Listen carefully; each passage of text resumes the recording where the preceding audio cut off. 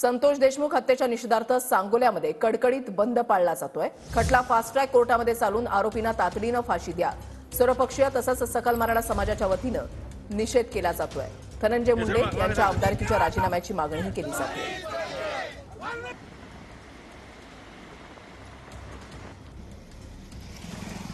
संतोष देशमुख हत्याकांडातील आरोपींचा खटला fast track कोर्टात चालावा आणि त्यांना तातडीने फाशी शिक्षा देण्यात यावी।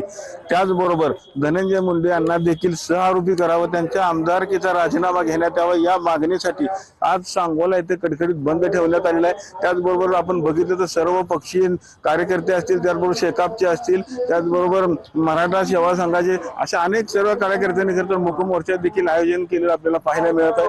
आज हा महात्मा फुले चौकातून हा मूकमोर्चा काढण्यात जेणेकरून या घटनेचा सगळ्या सांगोला वासियांनी जर निषेध केला आपल्याला पाहायला मिळतो।